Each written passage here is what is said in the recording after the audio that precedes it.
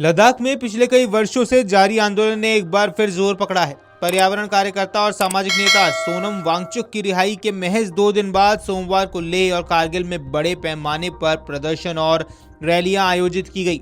इन रैलियों का आयोजन लेह एपिक्स बॉडी यानी कि लैब और कारगिल डेमोक्रेटिक अलायंस के संयुक्त आह्वान पर किया गया।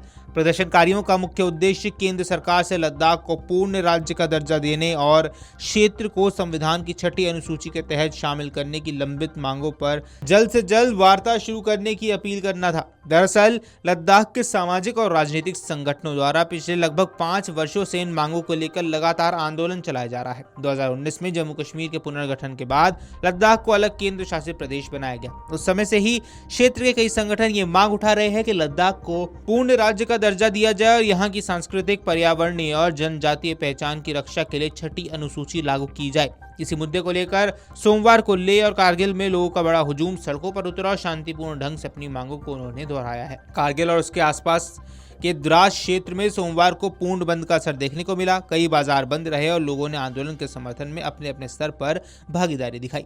वहीं पूरे लद्दाख संघ शासित प्रदेश में सुरक्षा व्यवस्था को कड़ा कर दिया गया है। प्रशासन ने एहतियात के तौर पर अतिरिक्त पुलिस बल तैनात किया और संवेदनशील स्थानों पर निगरानी बढ़ा दी है।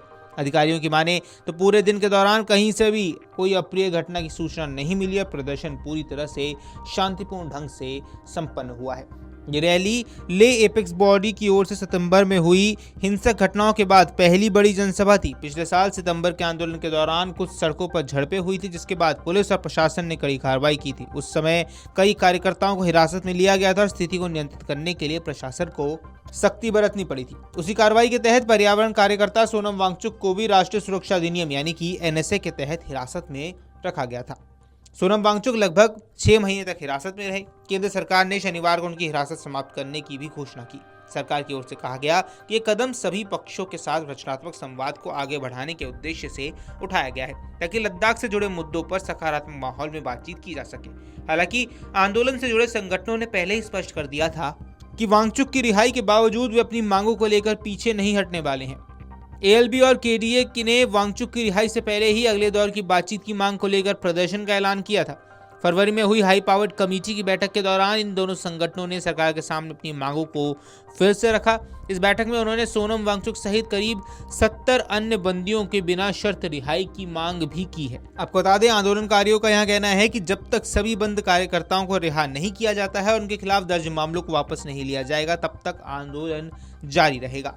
आपको बता दें, सोमवार को लेह में आयोजित रैली की शुरुआत सिंगे नामग्याल चौक से हुई। इस रैली का नेतृत्व लेह एपेक्स बॉडी के सह अध्यक्ष चेरिंग डोरजे ने किया। बड़ी संख्या में लोग इस रैली में शामिल हुए और प्रदर्शनकारियों का काफिला सिंगे नामग्याल चौक से होता हुआ लेह पोलो ग्राउंड तक पहुंचा। रैली में महिलाओं का भी उल्लेखनीय भागीदारी देखने को मिली है, जिन्होंने राज्य का दर्जा और 6ठी अनुसूची लागू करने की मांग में समर्थन में जोरदार नारे लगाए हैं। प्रदर्शन के दौरान कुछ लोगों ने पिछले साल सितंबर में हुई हिंसक घटनाओं में मारे गए लोगों की तस्वीरें भी अपने साथ रखी। इन तस्वीरों के माध्यम से प्रदर्शनकारियों ने उन घटनाओं को याद करते हुए न्याय की मांग उठाई है, जहां आंदोलनकारियों का कहना है कि उन घटनाओं से जुड़े मामलों की निष्पक्ष जांच होनी चाहिए और जिन लोगों को गिरफ्तार किया गया है उन्हें न्याय मिलना चाहिए। इसी तरह कारगिल में भी एक बड़ी रैली आयोजित की गई। यहाँ KDA के सह अध्यक्ष असगर अली करबली, सांसद हनीफा जन और सामाजिक कार्यकर्ता सज्जाद कारगिली ने लोगों को संबोधित किया। इन नेताओं ने अपने संबोधन में एक बार फिर से ये स्पष्ट किया है कि लद्दाख के लोगों की मुख्य मांगे राज्य का दर्जा, 6ठी अनुसूची का प्रावधान, बंद कार्यकर्ताओं की रिहाई और पिछले साल की घटनाओं से जुड़े मामलों को वापस लेना है। Video desk amarujala.com। अगर आप ये वीडियो YouTube पर देख रहे हैं तो हमारे चैनल को सब्सक्राइब कर बेल आइकन दबाएं और Facebook पर देख रहे हैं तो हमारे पेज को लाइक करें।